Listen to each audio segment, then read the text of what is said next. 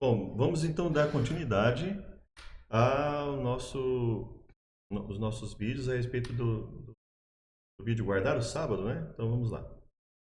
Obrigado, Deus, que o Senhor nos abençoe, que continue guiando no entendimento, em nome de Jesus. Amém. Então, vamos lá. Então nós vamos aqui para a questão de Romanos, né, em que diz não há justo, né? Romanos capítulo 3, verso 10.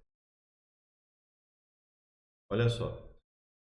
Foi escrito, nenhum existe justo, nem mesmo um, né? Então vamos ver a palavra aqui, ó, no grego, né? Kaios, ou kaios, né? Então vamos lá, vamos ver quantas vezes aparece esse termo. 20 ocorrências, né? 20 ocorrências. Então vamos lá. Mateus 1,19. Diz o quê? Que José era um homem justo e não queria infamar Maria. A Bíblia, ó, usa o mesmo termo para falar que José era justo. Lucas também diz que José era um homem justo, né? Este homem era justo. Este homem era inocente, Lucas 23, 47. Né? Um homem bom e justo, Lucas 23, 50. Vamos ver aqui, Lucas 23, 50. Né?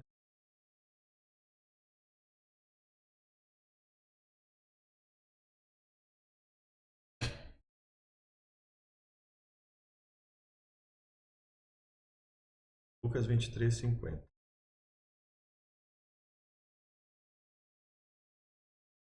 Olha só, e todos seus conhecidos, mulheres que haviam juntamente seguido desde a Galiléia, estavam longe vendo essas coisas.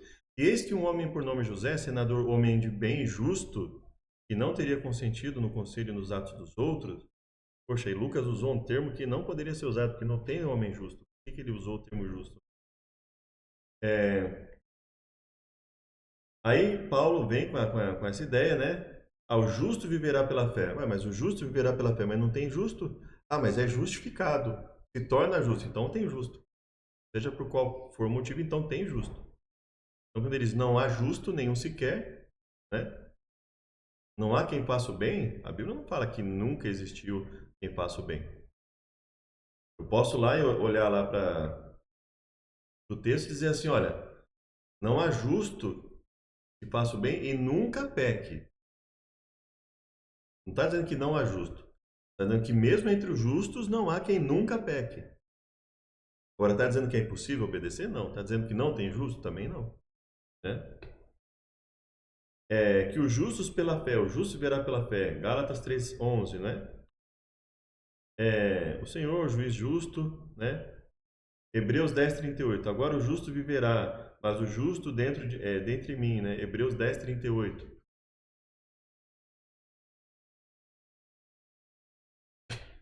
Vamos lá.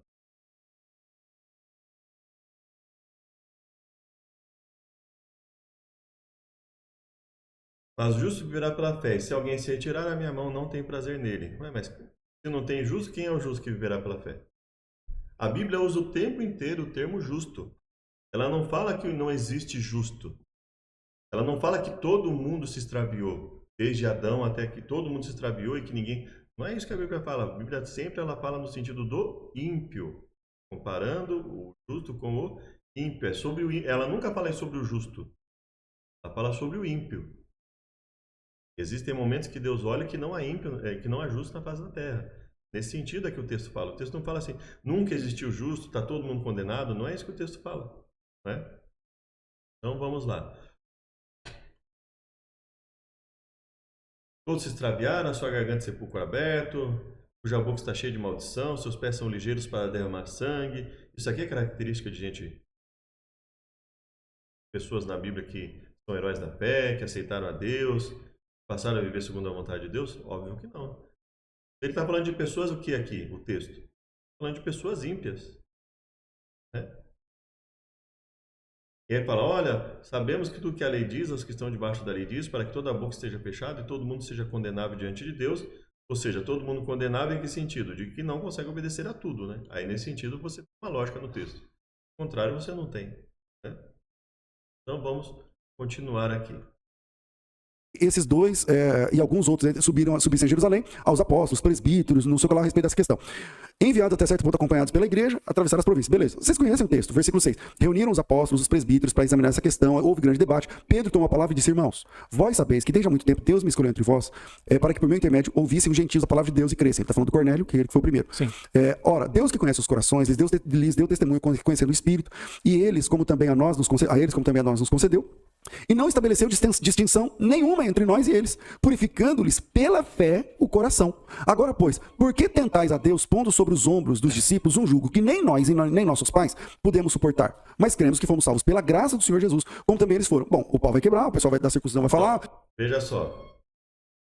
Então, isso é um grande problema, né?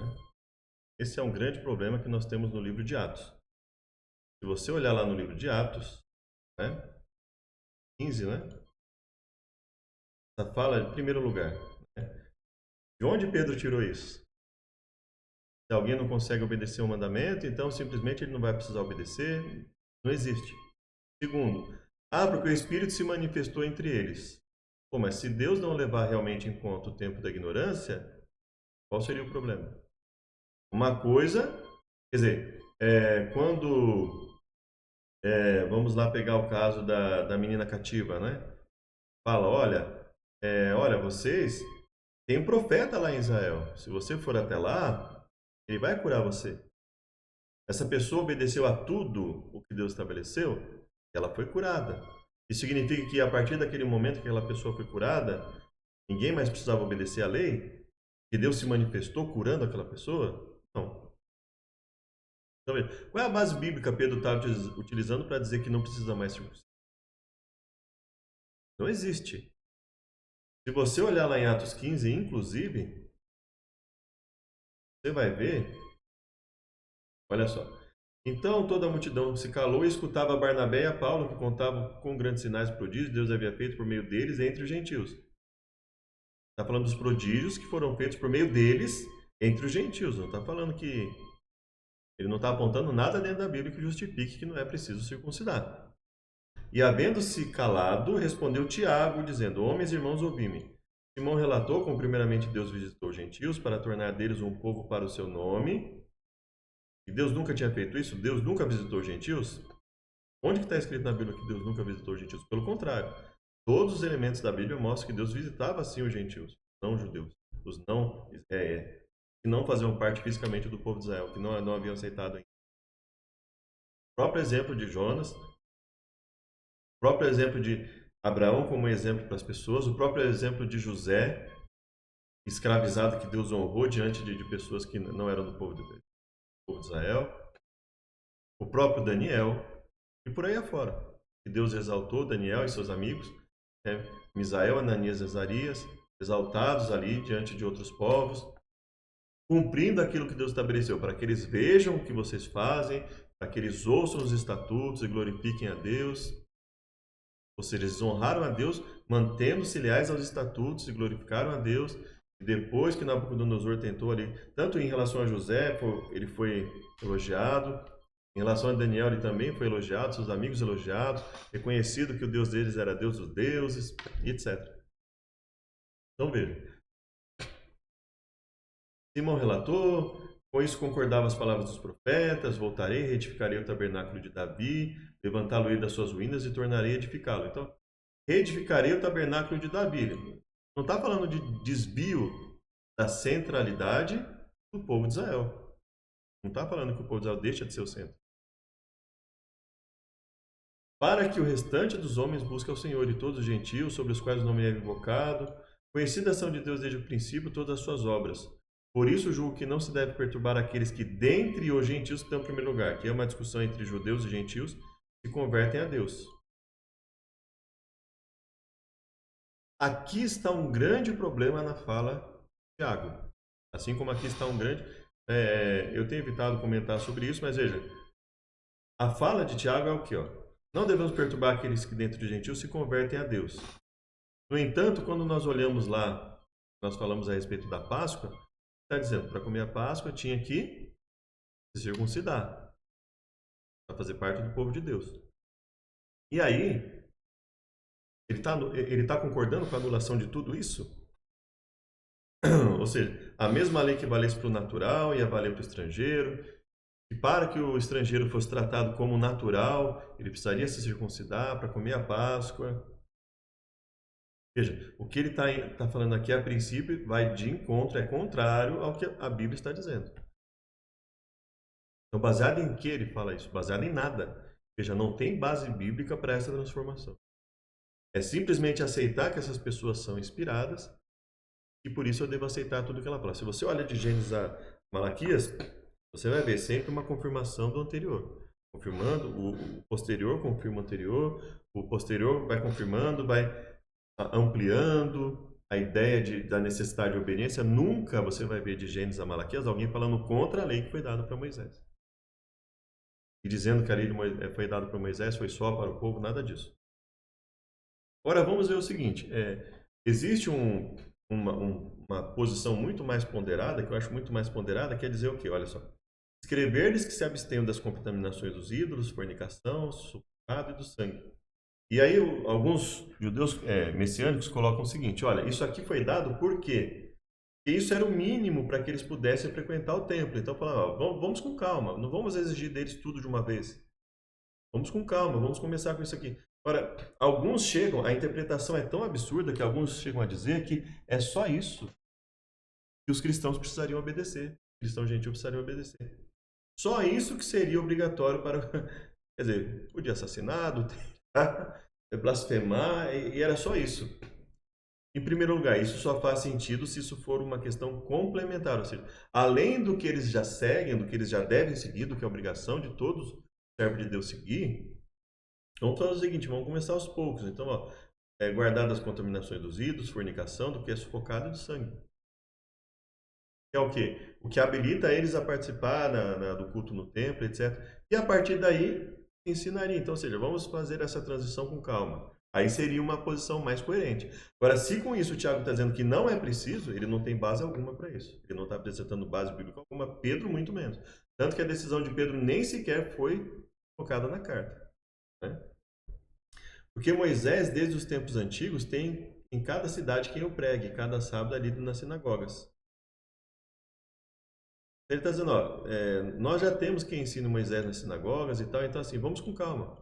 Vamos esperar, né? Vamos primeiro mostrar que Jesus morreu por essas pessoas, etc. Depois, porque olha, vamos pensar na ordem de Jesus. Isso assim, se não for assim, isso aqui simplesmente tem que ser desconsiderado. É isso que eu não entendo, que as pessoas não percebem, que uma pessoa não poderia simplesmente chegar, criar um argumento da cabeça dela, dizer que não precisaria mais seguir. Não existe isso. Então veja, agora se você pensa nisso como uma fala provisória de Tiago, vamos com calma. Então vamos fazer o que Jesus falou, olha. Então vamos pregar, falar da necessidade de conversão, né? Arrepender-vos, converter-vos, cada um seja batizado, indo pregar, indo, você prega, fala da necessidade de arrependimento, conversão, batiza. E aí depois que batiza, ensinando-vos a guardar todas as coisas que eu vos tenho ordenado, isso que estou convosco todos os dias. Então assim, se você pensar nisso como uma fala mais cautelosa de Tiago, fala, vamos com calma, não vamos exigir tudo de uma vez. Vamos dar tempo, vamos com calma, né? Então, a circuncisão realmente é algo difícil de ser feito, vamos com calma, vamos esperar essas pessoas se acostumarem com as coisas, né? Elas vão, aos poucos elas vão se adaptando. Aí você tem algo que faz sentido, do contrário você não tem. Tem algo, se for diferente, você tem algo que é contraditório ao que está na Bíblia, né? E aí, Paulo vai lá e lê, né, aquilo que foi decidido, que é a decisão de Tiago, não a de Pedro. A fala de Pedro de que, ó, por que nós vamos prejudicar essas pessoas com uma coisa que nem nós estamos conseguindo suportar? Porque isso aí não é critério para deixar de obedecer. Poxa, por que nós vamos exigir, né? Jesus fala assim, não se pode separar e ter outra pessoa, a não ser em caso de porneia. A dura esse seu discurso, né? Então não convém casar. Não, quem puder receber, se você já quer seguir, tem que ser É isso que Jesus colocou. Jesus não está dizendo assim, ó, já não tem gente, aquele que não conseguir seguir, né, já que tem gente que não segue, tem um monte de judeu que não segue, nós não vamos sobrecarregar os gentios com uma coisa que nem nós estamos conseguindo seguir. Não, não é isso, não foi isso que Jesus ensinou. Então, a fala de Pedro é totalmente contrária àquilo que Jesus fala quando ele é questionado a respeito da dureza do que ele fala, ele ensina. Dura esse teu discurso, ele fala, vocês querem se retirar também? Olha, não pode casar de novo, a não ser que seja por porneia. Então não convém casar. Olha, quem puder receber, receba. Ou seja, quer casar tem que ser assim. Quer ser servo de Deus, tem que ser assim. Ou seja, de onde Pedro tirou essa ideia? Qual é a base bíblica para Pedro falar isso? Então veja como é fácil você usurpar o conjunto de livros dado por Deus. Você tem lá de Gênesis a Malaquias, tudo em perfeita harmonia, mostrando ali um livro aperfeiçoado, mostrando cada vez mais as necessidades de se obedecer a Deus. Chega aqui, uma das colunas da igreja vai e fala uma coisa dessa? Porque Moisés, desde os tempos antigos, tem em cada cidade quem o pregue, né? E aí pareceu bem aos apóstolos e aos anciãos, né? Eleger homens para enviá-los com Paulo e Barnabé. Judas, Barsabás, né? Escreveram os apóstolos e os anciãos e os irmãos. Aos irmãos dentre os gentios. Então veja, apóstolos, anciãos, irmãos. O máximo que nós temos na Bíblia é Paulo sendo chamado de irmão, não de apóstolo, nem mesmo de ancião. Ou seja, não tinha uma função, não é reconhecida uma função de autoridade para Paulo por nenhum dos apóstolos, nada. Aí, posteriormente, aí nós vamos ter, ele alcança um status de praticamente de semideus, né? Na igreja, principalmente, né? Posteriormente, né? Pareceu-nos bem reunidos, eleger alguns homens e enviá-los, né? Homens que já expuseram as suas vidas, enviamos, portanto, Judas e Silas. Pareceu ao Espírito Santo e a nós, não vos impor mais encargo algum, senão essas coisas necessárias. Mais encargo algum, quer dizer, eles podiam adulterar, eles podiam matar, podiam furtar. Não, não é isso que o texto está dizendo.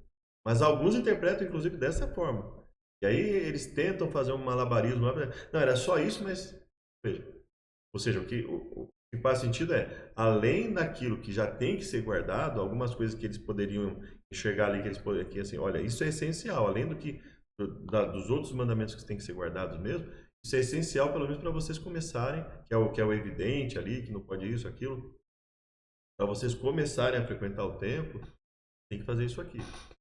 Os judeus já estão acostumados com isso, vocês não estão acostumados ainda. Então, se você pensar nisso como um início, né, algo que está início, aí faz sentido. Aí você pega lá em Atos 21, né?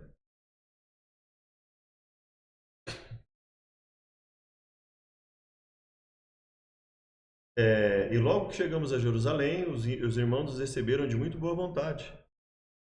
E no dia seguinte, Paulo encontrou conosco em casa de Tiago, e todos os anciãos vieram ali. E havendo saudado, contou-lhes por miúdo que por seu ministério Deus fizera aos gentios. E ouvindo, glorificavam o Senhor e disseram, bem vês, irmãos, quantos milhares de judeus há que creem, e todos são zeladores ou zelosos da lei.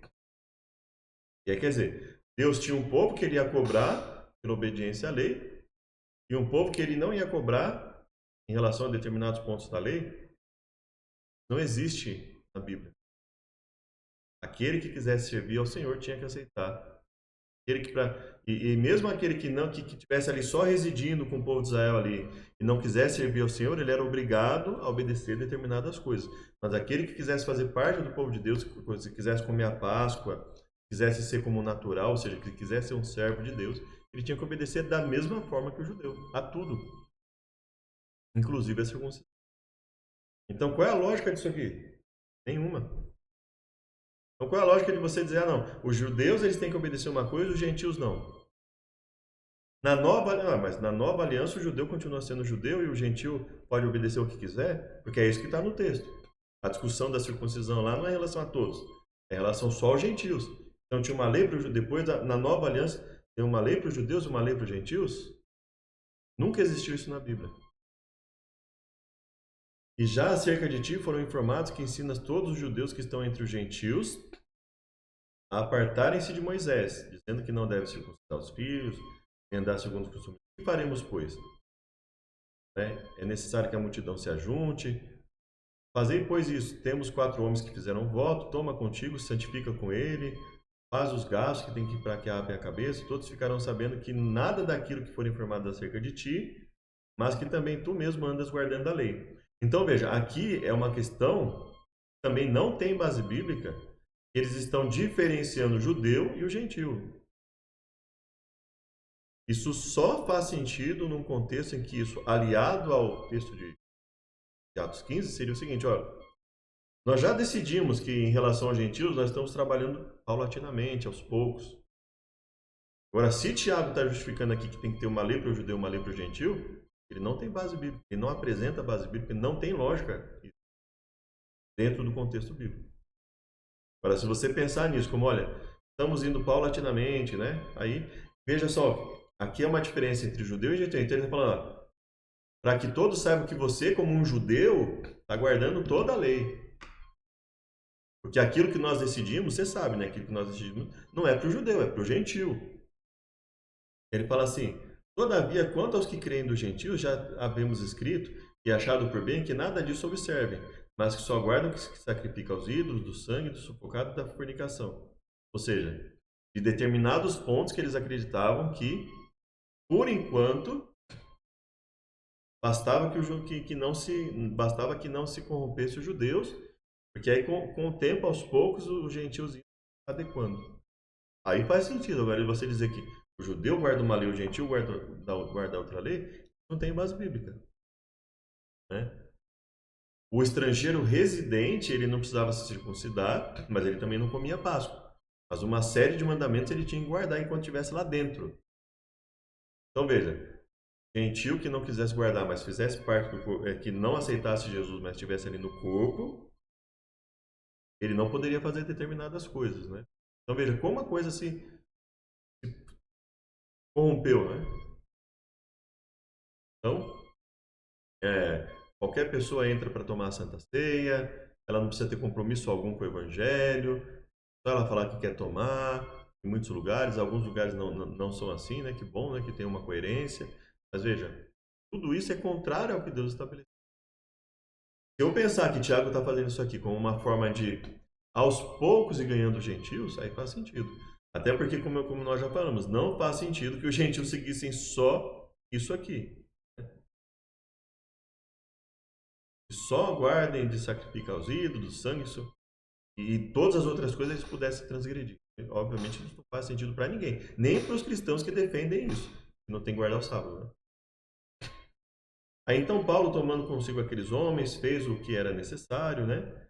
E quando os 7 dias estavam quase a terminar, os judeus estavam vendo no templo, alvoroçaram, então teve toda a polêmica. Às vezes, a questão aqui os judeus sabem que eles têm que guardar isso, eles não têm desculpa.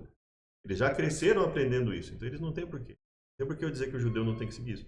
Em relação aos gentios, nós vamos com calma. Por enquanto, nós vamos estabelecer isso aqui. Não vamos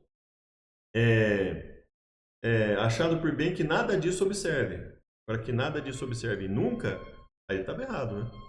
Qual é a base para isso?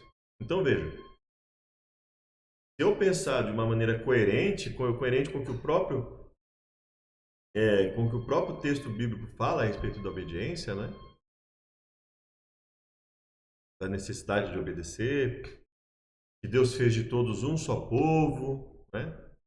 Agora, o que nós podemos pensar? Que Tiago estava fazendo isso, que é o que me parece mais coerente. Tiago estava fazendo isso, que se ele não estivesse fazendo isso provisoriamente, então isso aqui é uma usurpação do que Deus estabeleceu.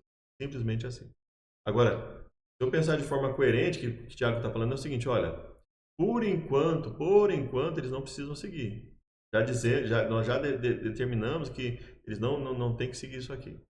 Vamos trabalhar com eles, então eles vão seguir essas coisas, além do que eles têm que seguir, que eles já sabem que têm que seguir, eles vão seguir isso aqui. Por precaução, nós vamos reforçar isso aqui.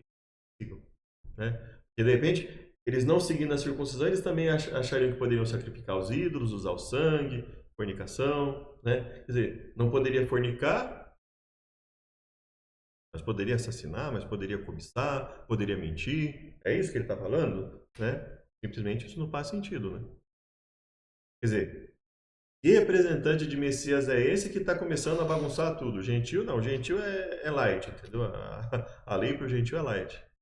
E simplesmente não faz sentido. É isso, nós como pessoas que... eu pelo menos ainda acredito em Jesus como Messias, mas assim, tem coisa que se a gente não tiver uma interpretação adequada, uma visão adequada, e isso é uma possibilidade do texto, claro que é. Agora, se eu pensar de outra forma, eu estou usurpando, eu estou dizendo que qualquer um pode falar. Qualquer um poderia falar o que quisesse. Não precisa seguir isso, não precisa seguir aquilo. Qual é a base? Base alguma. Ele que gosta tanto de texto, cadê o texto? Cadê Tiago apresentando um texto aqui para validar o que ele está falando? Citando uma fala de Jesus que justificasse o que ele está falando. Nada disso é apresentado. Né? Isso está sendo dito por Tiago numa carta? Não. Isso está sendo dito por Lucas, né, que teria escrito Atos, que foi um secretário de Paulo, né? Quer dizer, tem uma série de coisas que Lucas colocou, né, nos seus escritos, são validadas historicamente. Agora, isso foi colocado como uma cortina de fumaça para introduzir ensinos estranhos às escrituras. Se a interpretação for que o Tiago estava defendendo que o judeu seguia uma coisa e o gentil podia seguir bem menos coisas, então assim, então isso não tem base bíblica. Não existe base bíblica para essa crença. Né? Então veja que essa é a questão. E o próprio Tiago fala para ele aqui, ó, você como judeu, você sabe que você tem que seguir isso aqui. Então assim, estão dizendo que você não segue, então prova que você segue. Então veja, o que nós temos aqui é uma distinção, judeu e gentil. Ninguém pode dizer aqui que... então a nova aliança tinha dois aspectos. Uma nova aliança para o judeu era uma coisa, e uma nova aliança para o gentil era outra. Mas a nova aliança não fala dessa distinção. Jeremias 31 não fala dessa distinção. Que parte de... Qual profecia que fala que para o judeu valeria uma lei e para o gentil valeria outra? Que lugar? Nenhum lugar. Né? E no fim é produzido um documento, uma carta. E essa carta é para os cristãos gentílicos. É para o pessoal, eu vou falar aqui essa palavra, que é a palavra menos teológica, é para os pagãos, para o pessoal de outra cultura, de outra língua, de outro povo, de outra nação. E aí, versículo 28 diz, pareceu bem o Espírito Santo a nós, não vos impor maior encargo, além dessas coisas essenciais. Vos abstenhais das coisas sacrificadas aos ídolos, aí a Coríntios 8 vai falar que é por causa do testemunho, do sangue, da carne de animais sufocados, das relações sexuais ilícitas, dessas coisas fareis bem se vos guardar de saúde. Os que foram enviados a descer Antioquia, quando leram, sobremaneira se alegraram pelo conforto recebido. Ou seja, cadê o sábado para os pagãos? Não tem. Não precisa, segundo... Porque essa era a oportunidade de falar assim, não. Veja, essa era a oportunidade. Então, quer dizer, cadê o adultério? Cadê o não adulterar? Porque fornicação e não adulterar é diferente, né? Mas vamos pensar o seguinte, cadê o não ter outros deuses diante de mim? Ele fala, mas tá falando aqui de não comer carne sacrificada, tá? Mas tá falando de não comer carne sacrificada, né? Vamos lá, vamos ver aqui, voltar lá para...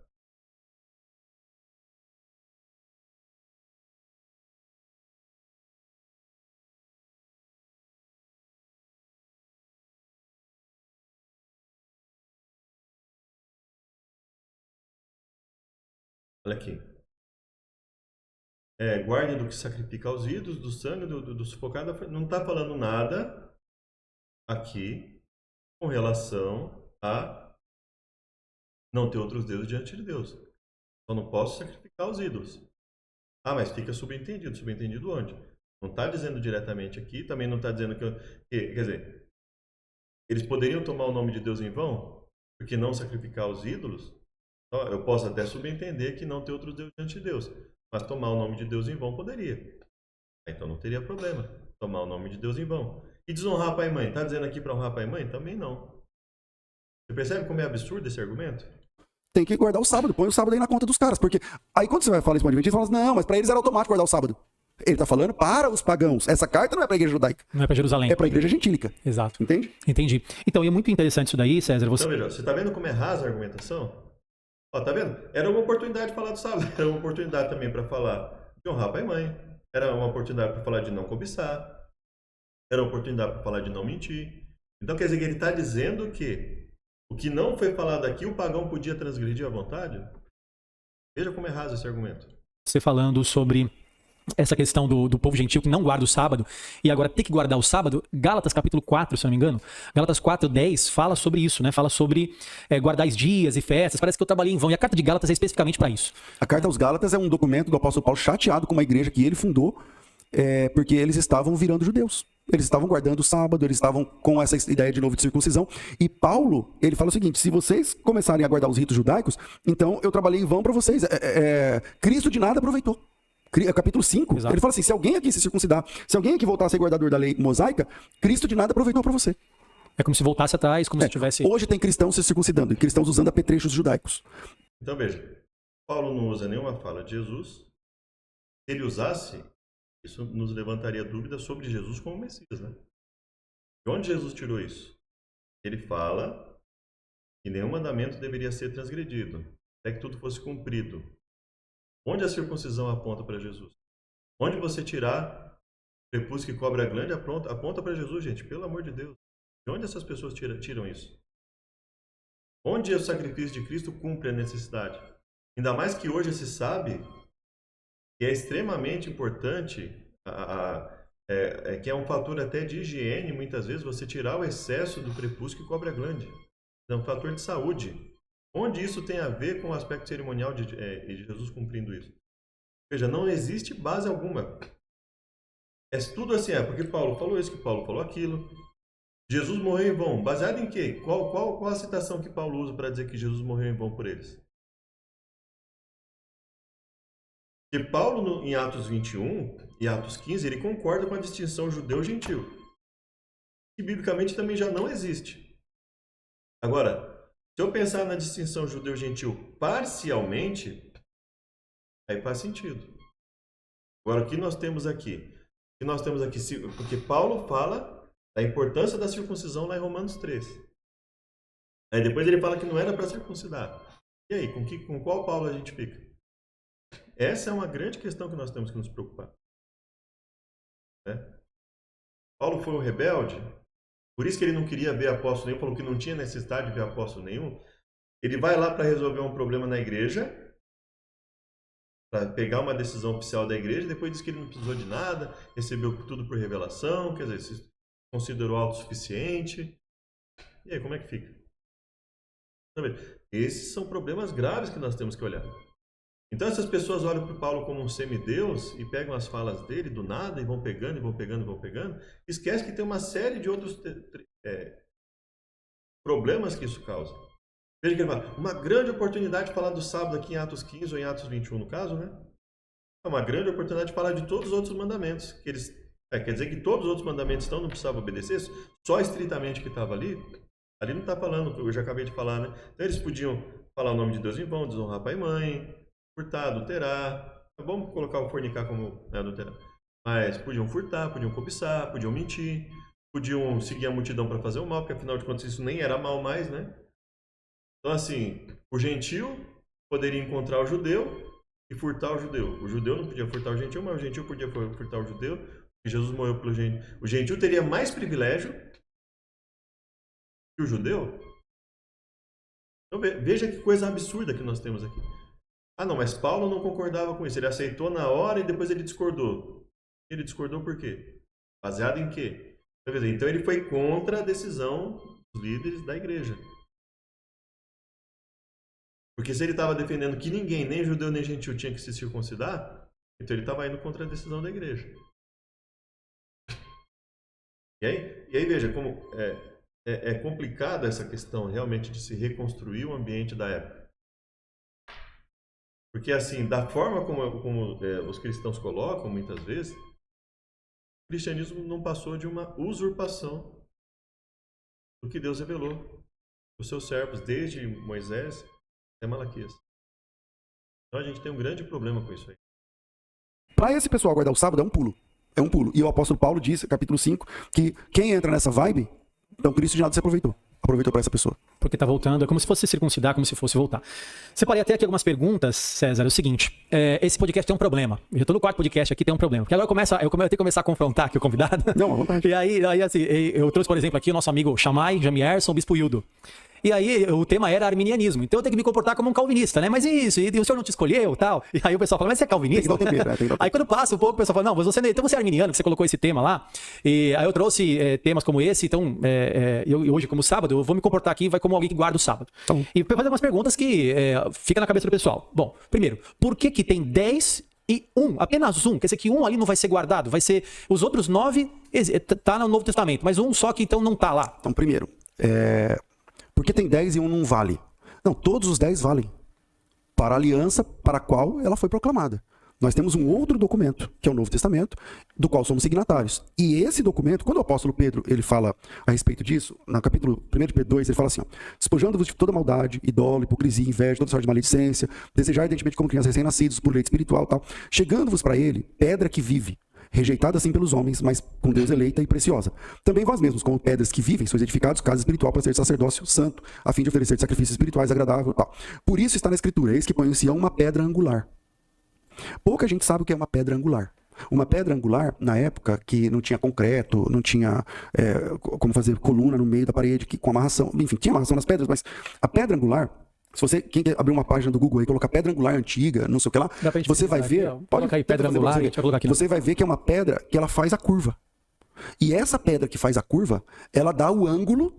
Então, por exemplo, eu não sei se eu vou me fazer entender. Ela dá o ângulo, ela dá o ângulo. Então, assim, veja que ele tá fugindo da pergunta, porque, veja, não, o que está dizendo é assim, todos os 10 valem para a antiga, para a nova só vale 9, mas a pergunta é justamente essa, por que só vale 9 para a nova? Se todos os 10 estavam nas tábuas de pedra. Se as tábuas de pedra são um símbolo de algo que caducou, então qual é a lógica para usar 9 e arbitrariamente escolher que um não serve mais? Qual é a lógica de dizer que Cristo é o nosso descanso para o sábado e dizer que ele não é o nosso descanso para por exemplo, dizer que por que Deus não dotou o ser humano tirou a necessidade de dormir? Ele não tirou a necessidade de dormir. Eu duvido alguém que trabalhe 7 dias por semana que ache ruim ter um dia para descansar, para não ter que ficar fazendo aquela atividade secular que ele faz, que não possa ter um dia para ir lá e descansar e passar com a família, visitar as pessoas. Ou seja, não tem critério lógico para isso. Os 10 mandamentos estão nas tábuas de pedra. Eu não defendo só os 10 mandamentos, quem já viu os meus vídeos sabem disso. Da mesma forma que eu creio que nenhum cristão vai justificar que pelo fato de estar no livro da lei, a parte de não seguirás a multidão para fazer o mal, que eu posso seguir o mal, ou coisa desse tipo. Mas isso está repetido no Novo Testamento.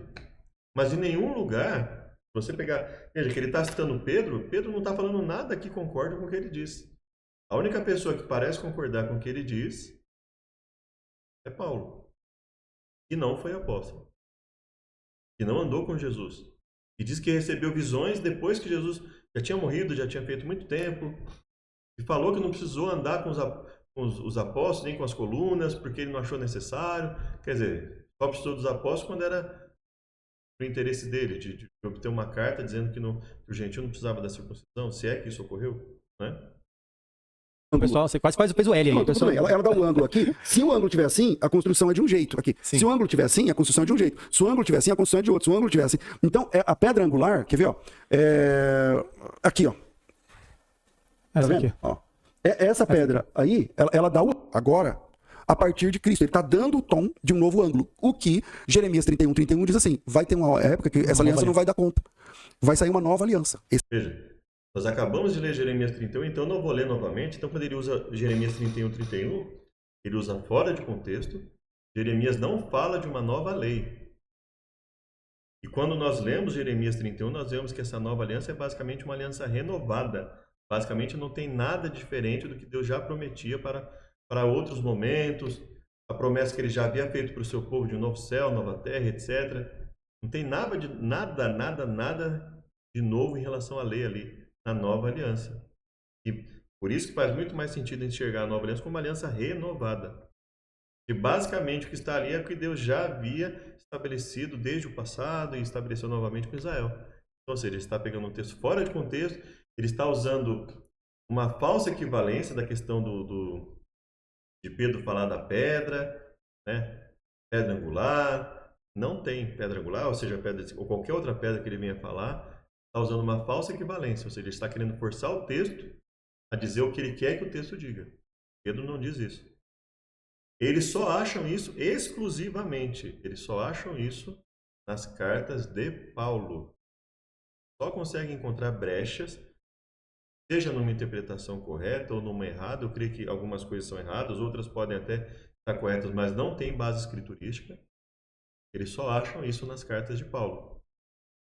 Se você pegar aqueles que andaram com Jesus, se você pegar os evangelhos, pegar aqui os escritos daqueles que teriam andado com Jesus, você não tem nenhuma fala contrária ao sábado, você não tem nenhuma fala nesse sentido que eles desenvolvem. Esse novo ângulo, esse novo projeto, esse novo caminho. Jeremias 31 está dizendo, Hebreus capítulo 8 está dizendo, o apóstolo Pedro está dizendo. Então, não é que, mas por que Jeremias 31, 31, não, Jeremias 31, 31 não está dizendo isso, nós já lemos isso, né? Então não vou ler de novo, porque se você quiser você pode ver. No próprio livro, na própria citação de Hebreus, né?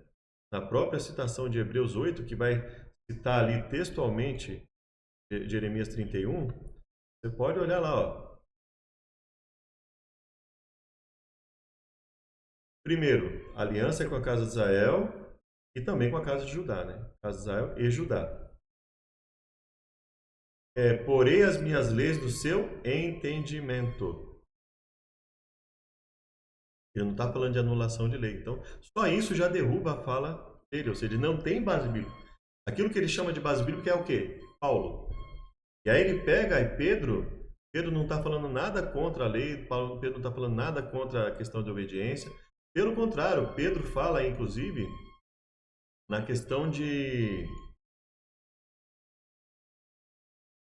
Então nós vemos que a única pessoa que é uma brecha para eles falarem isso é Paulo.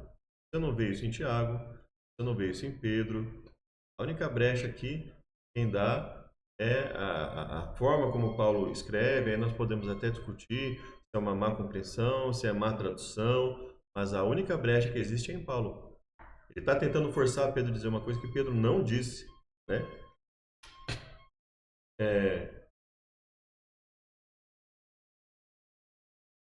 Aqui. Como filhos obedientes, não vos conforme, capítulo 1, com as concupiscências que antes havia em vossa ignorância. Mas como é santo aquele que vos chamou, sede vós também santos em toda a vossa maneira de viver. Porque está escrito, sede santos, porque eu sou santo. Veja, aqui você tem uma lógica.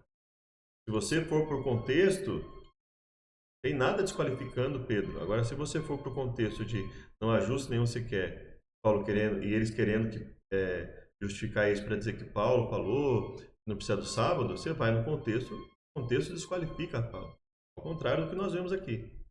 E se invocais por Pai aquele que sem acepção de pessoa julga segundo a obra de cada um, andai em temor durante o tempo da vossa peregrinação. Julga segundo a obra de cada um. Andai em temor durante o tempo da vossa peregrinação. Então, Pedro também não está defendendo justificação pela fé sem obras. O qual, na verdade, em outro tempo foi conhecido. Por ele credes em Deus, que ressuscitou dos mortos, purificando as vossas almas pelo Espírito na obediência à verdade, por amor fraternal, né? Ardentemente uns aos outros com coração puro. A palavra do Senhor permanece para sempre. Essa é a palavra que entre vós foi evangelizada, sendo de novo gerado, né? Porque toda a carne é como a erva, né? E seca a erva e cai a flor, a palavra do Senhor permanece para sempre. Se você tirar cartas de Paulo, se você tirar o livro de Hebreus, separar ele, você for procurar nos evangelhos, cartas de Tiago, na carta de Tiago, cartas de Pedro, nas cartas de João, no Apocalipse principalmente, você vai ver o tempo inteiro a preocupação com obras, você vai ver o tempo inteiro a questão da obediência e você não vai ver nada contra o sábado, nada contra as festas judaicas, nada contra nada disso. A gente não cumpre 9 e não cumpre uma? Não, porque nenhuma dessas 10 é para nós. Nós somos da nova aliança, do novo ângulo que Jesus... E na nova aliança tem algumas dessas daí, uma continuidade, até um aperfeiçoamento. Dentro da nova aliança, você também não pode ter outros deuses diante de você, porque tem na nova aliança. Você não pode adulterar, porque tem na nova aliança. Você não pode... Então, o que fica didático para mim é assim, ó. Eu sou assim... E veja, ele fala assim, ó. Porque tem na nova aliança, mas ele não acabou de dizer que lá em Atos 15 era uma oportunidade de falar para guardar o sábado? Era uma oportunidade para falar de todos os outros mandamentos, mas não está lá. Você percebe como as falas são desconexas? E onde está a evidência de que na nova aliança, porque em Jeremias não está. Hebreus também, quando o autor de Hebreus vai justificar a diferença de que a Jesus passa seu sacrifício, o sacerdote, santuário, nem ali ele usa uma passagem que justifica o que ele está falando. Nem ali. Ele fala de Deus colocando as suas leis. Não está falando de novo sacrifício, não está falando de novo santuário. Não naquela parte que é usada para falar da nova aliança.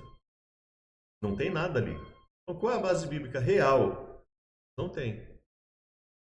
Né? Então, se você se comportar como uma pessoa do passado, que é o que eu tenho feito para examinar as escrituras. Bom, eu vou pegar...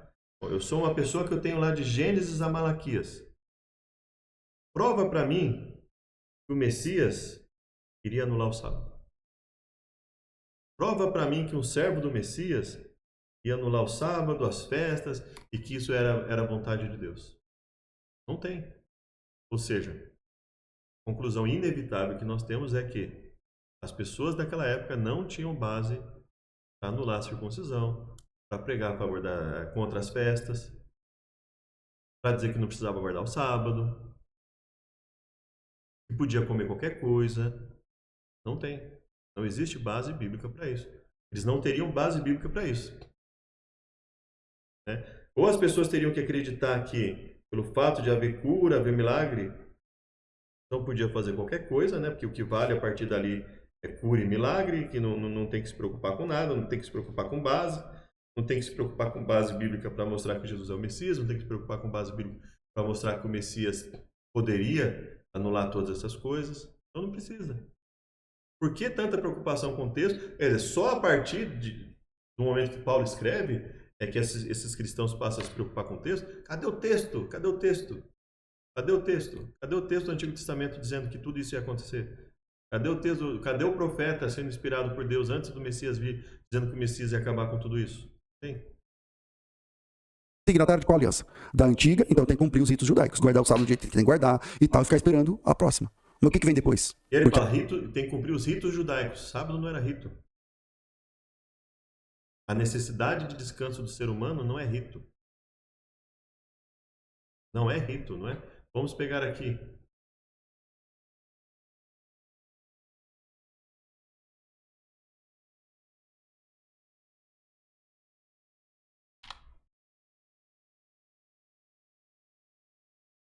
Vamos pegar a visão da IA primeiro, né? Sim, é fundamental descansar ao menos um dia por semana, seja para trabalho, atividades físicas e outras atividades, para garantir a saúde física e mental. Descanso é essencial para a recuperação do corpo. Basicamente, o descanso deve acontecer a cada 7 dias trabalhados. A concessão da folga tem preferência para ocorrer normalmente aos domingos. O trabalhador e o empregador podem negociar a data, né? Vamos lá. Um descanso semanal é realmente necessário? Se você não sente necessidade nenhuma de tirar ao menos um dia de descanso, você necessariamente está treinando maromba, né? Vamos lá. Já tem um tempo que treino 6 vezes por semana. Normalmente, não indo segunda por ser o dia mais lotado. Se fico um dia sem ir, começo a me sentir meio mal, como se estivesse fugindo do treino. Acontece que mais de uma pessoa me falou que não é legal ir todos os dias. Eu faço um músculo por dia. Me surgiu essa dúvida. Bom, só o fato de você sentir mal por não ir um dia já indica que não é uma coisa 100% saudável, ao menos no quesito mental. A gente tem o direito de descansar. Eu estava nesse ritmo, eu e hoje tiro 2 dias para descansar. Me sinto bem melhor. Então, quer dizer, um descansava um dia, se sentia mal, não fisicamente.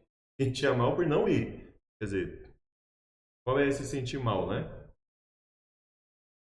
É meio como se estivesse fugindo do treino, até mesmo quando não estou afim de ir. Ou seja, é uma questão dele ficar preocupado de não ir, não é que causa algum problema para o corpo dele. 2 dias separados não seriam melhor que 2 dias seguidos? Eu treino de segunda a sexta e no sábado faço cardio pesado. Domingo eu descanso.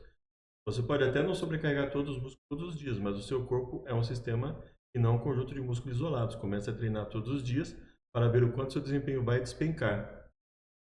Comece a treinar todos os dias para ver o quanto seu corpo vai despencar. Existem 3 variáveis: volume, intensidade e frequência. Toda vez que você aumenta uma dessas, você precisa ajustar as outras. Volume é a quantidade de trabalho, intensidade, questões como carga, frequência. Então veja, você vai olhando aqui, né? Mackenzie, né? A importância de descansar adequadamente, manter uma mente equilibrada, um corpo saudável, descansar fortalece o sistema imunológico, né? Vamos ver aqui. O sono é essencial para manter uma mente equilibrada e um corpo saudável. Quando se dorme bastante, o corpo acaba usando a energia que deveria estar, não se dorme, para a emergência. Mas se Jesus é o nosso descanso, então não precisaria dormir, né? Verdade, Jesus é o nosso descanso. Jesus é o verdadeiro descanso. Se Jesus é o verdadeiro descanso, para que dormir? Né? Eu desconheço até um verso da Bíblia que, no sentido legal, já que eles entendem que lei é só o que está ali, não é o conjunto de coisas que Deus fala que seria uma lei, que seriam leis, né? Mas só o que está ali expresso ali. Tem uma lei dizendo assim: você deve dormir todos os dias. Né? E aí você conhece alguém que defende a ideia que eu não precisaria dormir todos os dias? Ou que eu não precisaria dormir nenhum dia? Quem quiser dormir todo dia, que durma. Quem não quiser dormir nenhum dia, que não durma também, tanto faz. Conhece alguém que faz isso? Né? E é realmente recomendável descansar uma vez por semana. Quando você se exercita, basicamente causa pequenas lesões dos músculos. Trabalhar 6 dias na semana e folgar apenas um. Vou ver aqui. Parece, né? É uma dura realidade vivida por muitos brasileiros. Apesar de nossa legislação permitir a jornada de 44 horas semanais, com 24 horas, não significa que ela seja benéfica para a saúde dos trabalhadores, né? Então, veja, as mesmas pessoas que muitas vezes vão defender ali que não precisa de descanso, porque Jesus é o nosso descanso, dificilmente elas vão concordar em trabalhar 7 dias por semana sem descanso algum é o melhor para o ser humano. Exercitar 7 dias por semana e ao invés de repente tirar um dia ali para descansar, seja o melhor. E que não haja necessidade de descanso. Então, veja, por isso que muitas vezes as pessoas enxergam até o mesmo cristianismo como algo ilógico, que muitas vezes é. Muitas vezes esse tipo de defesa acaba prejudicando. E assim, eles estão tão obcecados por defender isso que eles falam qualquer coisa, bem o que vem à cabeça, entendeu? Para tentar justificar. Pedro não está justificando o que ele está falando. Que a antiga aliança desemboca na nova. Se eu sou signatário da antiga aliança, vai desembocar onde? Então, o cristão, ele é signatário do... Dizendo que o Tiago está defendendo que o cristão tem de guardar todos os 10 mandamentos. E não é isso que ele está fazendo. Basta uma leitura básica do texto. E um detalhe é que ninguém consegue guardar a lei, né? Ninguém consegue guardar completamente a lei. E nem o sábado. Então, veja, ninguém consegue guardar totalmente a lei. Se isso é uma justificativa para não guardar o sábado, é uma justificativa para não guardar nenhum mandamento. Ele fala assim, uma leitura, vamos ver um pouquinho o que ele fala sobre... Na sinagoga, algum homem com anéis de ouro nos dedos, traje de luxo, entrar também um pobre, cheio de andrajos, e tratares com deferência o que tem o traje de luxo, e disser, tu assenta-te aqui e tal, isso está errado. Então, a primeira lição é essa. Ouvi, amados irmãos, versículo 5, não escolheu Deus os que para o mundo são pobres, para serem ricos e em fé, herdeiros do reino que ele prometeu aos que o amam? Entretanto, vós menosprezastes o pobre. Não são ricos, não são os ricos que vos oprimem, e não são eles que vos arrastam para os tribunais, não são eles os que blasfemam. Se vós, contudo, observais a lei régia, segundo a Escritura, amarás o teu próximo como a ti mesmo, fazeis bem. Se todavia fazeis acepção de pessoas, cometei pecado, sendo arguidos pela lei como transgressores. Por qualquer que guarda tudo a lei, mas tropeça nesse ponto, então, ele está dizendo assim, se você guardar os 10 mandamentos e errar um, então você pegou a lei lá, não é os 10 mandamentos. Ele está falando o seguinte, que se você amar o seu próximo, e se você agir de forma dúbia diante de um pobre, de um rico, coisa parecida, então não adianta nada você dizer que você guarda. Então, o texto de Tiago é manipulado o pessoal que... Veja, ele está manipulando o texto. O texto não está falando só de amar. O texto fala, qualquer que guarda toda a lei, seja a lei nova que ele está dizendo ou a lei velha, qualquer que guarda toda a lei e tropeça num ponto se torna culpado por todos. Então é ele que está manipulando o texto. Veja só o que Tiago fala. Porque se alguém é ouvinte da palavra e não cumpridor, é semelhante ao homem que contempla ao espelho o seu rosto natural. Tiago está dizendo assim, ó, já que nós não conseguimos obedecer toda a lei, então tem mandamento que não tem problema a gente não guardar. Tem alguma lógica nisso aí? Não tem para onde eu olhe que eu consiga enxergar alguma lógica no que eles falam a respeito disso. Porque se contempla a si mesmo e vai logo se esquece de como era. Aquele, porém, que atenta bem para a lei da liberdade, perfeita da liberdade, e nisso persevera, não sendo ouvinte esqueci disso, perdão. mas fazedor da obra, ou seja, aquele que obedece, esse tal será bem-aventurado no seu feito. E aí ele usa como exemplo de obediência, se alguém cuida ser religioso e não refreia sua língua, antes engana o seu coração. E a religião é vã, a religião pura e imaculada é visitar os órfãos e as viúvas das tribulações e guardar-se incontaminado do mundo. Não tenhais fé de nosso Senhor Jesus em acepção de pessoas. E aí ele fala do ajuntamento, né? Ouvir, porventura não escolheu os pobres? Vamos continuar. Se cumprides conforme a palavra, a lei real, amarás o teu próximo como a ti mesmo, bem fazeis. Mas fazer acepção de pessoas, cometei pecado, e sois condenados pela lei como transgressores. Então aqui ele está usando o quê? Um mandamento da lei, e sois condenados pela lei como transgressores. Porque qualquer que guarda toda a lei, então ele está falando aqui no caso, de como exemplo, um dos mandamentos da lei. Né? Ou seja, se você faz acepção de pessoas, entre rico e pobre tratam um melhor que o outro, você não está amando o próximo como a ti mesmo. Então ele está dizendo assim, ó, amar o próximo como a ti mesmo precisa de normas específicas para você realmente provar que você ama o próximo como a si mesmo. E uma dessas normas específicas é não tratar o rico melhor que o pobre, quando ele vai na igreja ou coisa nesse sentido. E qualquer que guarda toda a lei, aqui ele está falando da lei como um todo, e não só desse aspecto que ele está dizendo aqui. E aí, para provar que ele não está falando só nesse aspecto, que ele está falando da lei como um todo, ele usa como exemplo outros mandamentos. Porque aquele que disse, não cometerás adultério, onde? 10 mandamentos. Também disse, não matarás, os 10 mandamentos. Se tu, pois, não cometeres adultério, mas matares, está feito transgressor da lei. Assim falai, assim procedei, como devendo ser julgado pela lei da liberdade, porque o juízo será sem misericórdia sobre o que não fez misericórdia. A misericórdia triunfa sobre o juízo. E aí ele fala, que adianta ter fé se não tiver obra? Poderá semelhante fé salvá-lo? Poderá a fé salvá-lo? Então, e aí ele fala de um outro exemplo, de dar o alimento para aquele que precisa, de dar mantimento, etc, né? Então, veja, ele está deixando bem claro que a base dele, quando ele fala aquele que diz não cometerás adultério também diz não matarás, ele não está fazendo distinção alguma de que tem algum mandamento lá que não é preciso guardar. Então, cabe a ele, no caso o César Cavalcante e os outros, provarem que Tiago aqui, quando ele usa como exemplo mandamentos que estão nas tábuas da lei, ele está excluindo o sábado. Ele só cita expressamente esses mandamentos. E onde ele está dizendo aqui que o mandamento precisa ser repetido? Pelo contrário, ele fala assim, aquele que disse no passado, não cometerás adultério, também disse, não matarás. Quem disse isso? Não cometerás adultério e não matarás. Deus, quando ele deu os mandamentos. Quando Caim matou Abel, ele descumpriu não matarás, e Deus amaldiçoou ele porque ele estava cometendo algo errado. Então, ele já tinha falado não matarás para Caim também. Então, quando ele fala, aquele que disse não cometerás, também disse não matarás. Ele não está fazendo nenhum raciocínio de nova aliança aqui. Está falando de algo que já existia desde sempre. Né? E aí ele fala da necessidade de obediência. Bem, vês que a fé operou junto com as obras, e pela fé a obra foi aperfeiçoada, e cumpriu-se a escritura que diz, creu Abraão em Deus. Então ele usa o mesmo exemplo de Paulo para discordar frontalmente de Paulo. Ele falou assim, ó, quando que se cumpriu isso? Abraão creu em Deus e foi imputado como justiça, foi chamado amigo de Deus. Quando a fé cooperou com as obras, e não antes. Paulo defende que foi antes. Não, ele fala assim, não. Quando Abraão estava disposto a obedecer, e quando ele realmente decidiu obedecer, é que se cumpriu isso. E criou Abraão e foi imputado como justiça. Né?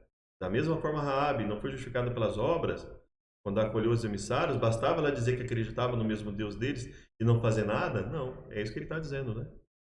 Então, ao contrário do que Cavalcante está dizendo, o texto é muito claro, ele cita mandamentos dos 10 mandamentos. E o ônus da prova é dele, dizer que biblicamente, de onde ele tira a ideia que o mandamento precisa ser repetido para ser guardado? Onde está escrito isso? E se Paulo disse isso, baseado em que ele disse isso?